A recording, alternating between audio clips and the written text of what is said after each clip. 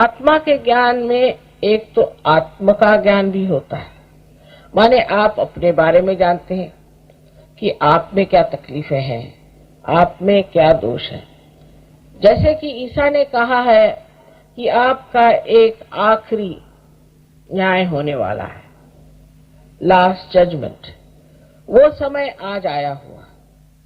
इसी को भी आप कह सकते हैं, जैसे मोहम्मद साहब ने कहा है कि कियामा माने आपका रिजरेक्शन, वो भी समय यही। और इस समय आप स्वयं ही अपने को देख सकते हैं कि आपके अंदर क्या खराबी है। अगर किसी आदमी से कहा जाए कि तुम्हारे अंदर बहुत अहंकार है तो आपको मारपीट डालेगा, लेकिन अगर आप उस आदमी की कुंडलिनी जागृत कर दें और उसको वो प्राप्त कर लें तो खुद ही आके मुझसे कहेगा कि माँ मेरा आज्ञा बड़ा पकड़ा है, इसे जरा ठीक कर दीजिए, माने मेरा अहंकार जो है बला बढ़ गया, ऐसे आप कम करें। वो इसी तरह से बात करेगा।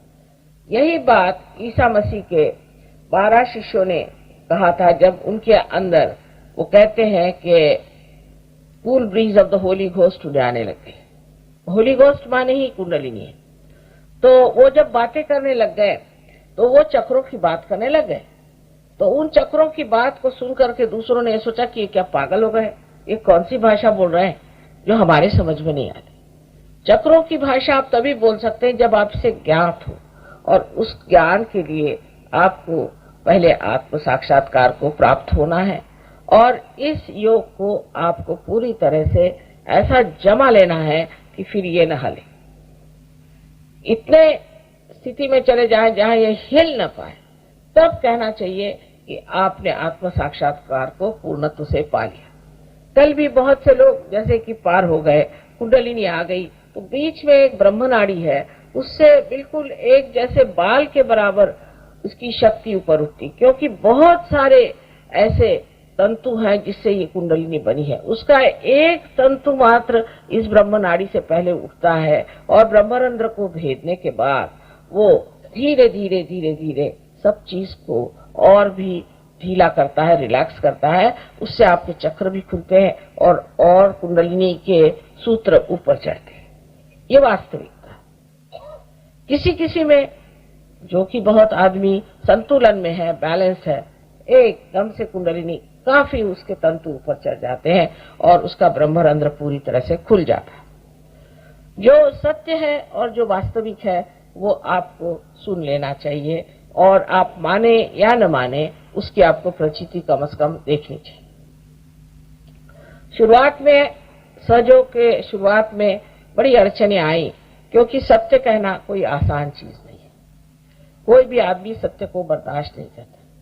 जैसे है कि बहुत से झूठे गुरु संसार में उस जमाने में आए, और लोगों को मैंने ऐसे 16 लोगों के नाम और 6 ऐसी औरतें, उनके नाम पूरे नाम सहित बताया तो सब घबरा गए कि वो मुझे कोई न कोई आके बंदूक से मार देगा। लेकिन आज तक कोई किसी की हिम्मत नहीं पड़ी और ना ही किसी ने मेरे ऊपर केस की इस मामले में। तो इसका मतलब है कि ये जो लोग हैं, झूठे लोग हैं, वो खुद ही डरपोक है और वो घबराते हैं इस बात से कि सत्य जो है वो एक बार संसार में आ जाएगा तो हमारा पेट कैसे भरेगा। आप लोगों से सहयोग के बारे में इतना कहना है कि ये एक जीवंत क्रिया है, और जैसे एक बीज आप पृथ्वी तत्व में डालने से उसको अंकुरित करते हैं, वैसे ही आपके अंदर की कुंडलिनी सहज माने आपके साथ जन्मी हुई वो कुंडलिनी जागरूक होकर के योग को प्राप्त करती है, और ये सहज योग ये आपका जन्म सिद्ध अधिकार है। तब फिर आपके अंदर स्वतंत्र आता है। स्व माने ये कि स्व माने आपके आत्मा, और उसका तंत्र माने उसका मैकेनिज्म काम करने लग जाता है। जो हम आज स्वतंत्रता की बात कर रहे हैं ये असली स्वतंत्रता नहीं, ये तो थोड़ी देर की ऐसा लगता है कि हम स्वतंत्र हो गए, क्योंकि अगर ये अंग्रेज नहीं जाते तो सहयोग भी कहां से होता। ये अंग्रेजों के जाने से सहयोग तो ठीक चल पड़ा, लेकिन इसका मतलब ये नहीं है कि हम पूरी तरह से स्वतंत्र हो गए, क्योंकि हमने अपने स्व का तंत्र जाना नहीं। तो इस स्वधर्म को जानने के लिए आत्म साक्षात्कार होना चाहिए। बड़े बड़े संतों ने इस पर कहा हुआ है। शिवाजी महाराज, जो कि वास्तविक में एक बड़े भारी संत ही थे, क्योंकि वो भी एक आत्म साक्षात्कारी पुरुष थे, उन्होंने कहा कि स्वधर्म जागवाओ। इससे आगे आपको क्या करना है? स्वधर्म का जागरण करें। तो स्वधर्म के जागरण के करने के बगैर कुछ नहीं हो सकता, लेकिन लोग करने क्या लगे कि उस चीज को छोड़ करके दूसरी चीजें करने लगे।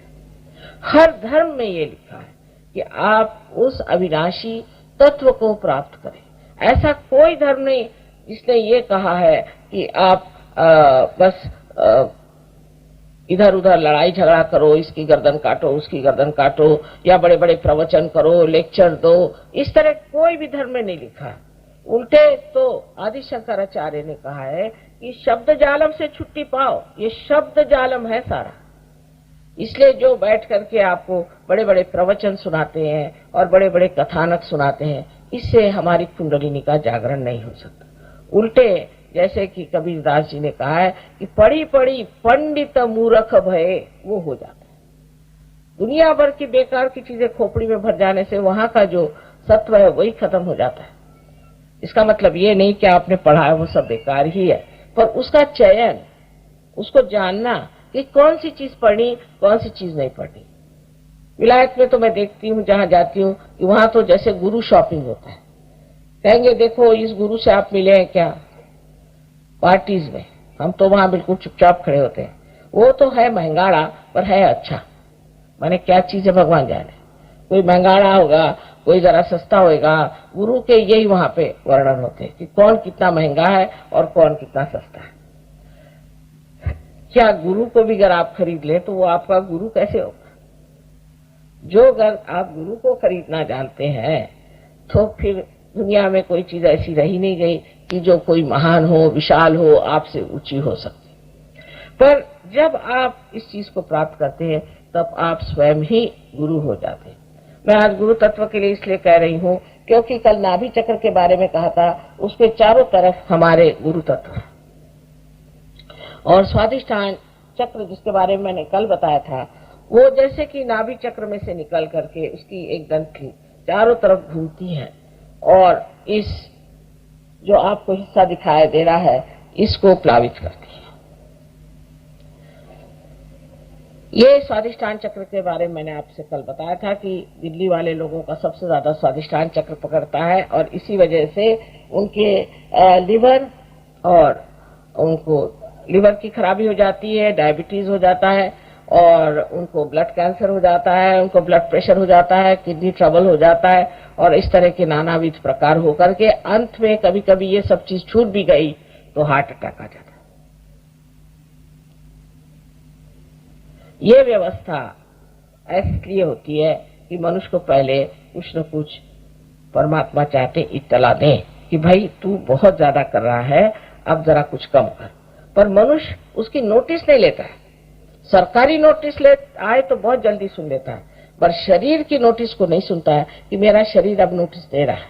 क्योंकि अतिकर्मी आदमी जो बहुत ज्यादा सोचता है वो इस चक्र को इतना ज्यादा इस्तेमाल करता है कि अपने ब्रेन का जो ब्रेन सेल है उसमें बदलने के लिए कि बाकी सब चीजें उसकी जो है वो दूषित रह जाती है। और इसलिए जितने भी लोग प्लानिंग करते हैं, फ्यूचरिस्टिक है और हर समय सोचते रहते हैं, उनकी ये सारी बीमारियां हो जाती हैं। ये मैंने आपसे कल सब बताया था। आज जो है मैं आपको गुरु चक्र के बारे में बताऊंगी कि जो गुरु तत्व हमारे, इसको हम कह सकते हैं कि भवसागर है। इसमें जो गुरु तत्व हमारा खराब हो जाता है तब भी बहुत परेशानियां हो जाती। गलत गुरु के सामने सर झुकाना, किसी के सामने सर झुकाने की कोई जरूरत ही नहीं है। मुझे भी लोग पैर छूते हैं, भाई मैंने तुमको क्या दिया, तुम मेरे क्यों पैर छू रहे? पर हम लोग की आदत है, तू भी आया भैया तो ठीक है, तू भी आया भैया ठीक है, तू भी सबको नमस्कार करते थे। हिंदुस्तान में खासकर पता हुआ कि पहला वाला अभी जेल से छूट आया है, दूसरा वाला भी मर्डर करके आया, तीसरा वाला रुपया पैसा लूट करके भागा है। हमारे पास तो यही अंदाज नहीं रहता कि कौन असली कौन नकली। पर गुरु तत्व में एक बात आप गांठ बांध कर रखें, जो आदमी आपसे रुपए पैसे की बात करता है वो आदमी गुरु कहलाने लायक नहीं। इसमें आप देखिए कि 99% लोग आप उसमें से निकाल देंगे। आपको एक भी ऐसा बिरला मिल जाएगा कि जो पैसे की बात शुरू में नहीं करेगा लेकिन बाद में करेगा तो, क्योंकि उनके पास कुछ है ही नहीं देने को। वो तो आपके नोच खसोट में लगे हुए। ये नहीं हुआ तो आपकी बीवी बच्चों में उनका इंटरेस्ट होगा या कुछ ऐसी वैसी चीजें होंगी जिससे आप जान जाएंगे कि ये गुरु नहीं हो सकते। जिस आदमी का चरित्र ही इतना कलंकित है और जिसके मन में कोई भी शुद्ध विचार नहीं, ऐसे गंदे लोग गुरु कैसे हो सकते हैं? ऐसा कहीं शास्त्र में लिखा है। एक और मुझे पता है, गुरु महाराज, उनके सारे शिष्यों को आजकल एपिलेप्सी की बीमारी हो। उनका नाम भी अजीब सा है। वो पूना में थे। वो मैं कहती हूँ कि ब्राह्मणों का कर्दन काल है, कि सारे ब्राह्मण उनके शिष्य होते। अब सबकी आंखें ऊपर चढ़ जाती हैं, हाथ पैर थरथराते हैं, हालत खराब, और छोटी उम्र में ही वो लोग बुढ़े लगते हैं। उनके शिष्य आए, उन्होंने मुझसे कहा कि आपने करुणोपाय, तरुणोपाय, गरुणोपाय सुना है क्या? मैं कहा नहीं भाई, कौन से शास्त्र में लिखा है? कहले हमारे गुरुजी कहते थे। मैंने कहा अच्छा, आपके गुरुजी कहते थे तो वो कोई हवा से लटक पड़े? क्या बात है कि क्या उनके लिए कोई शास्त्र कोई मतलब नहीं? किसी शास्त्र में भी तो ये बात लिखी होनी चाहिए कि ऐसे कोई उपाय होते हैं। ये आपने कहां से ढूंढ निकाले? और उपाय आपने खूब किए कि सारे लोग जो है उन पे एपिलेप्सी की बीमारी आ गई। तो वो कुछ उनकी समझ में नहीं आया, क्योंकि उनका धंधा था वो, तो वो चले गए। उनकी तो बात दूसरी हुई। लेकिन इस प्रकार के इतने विक्षिप्त लोग गुरु बन गए हैं और लोग जाके उन्हीं के चरण छूते हैं।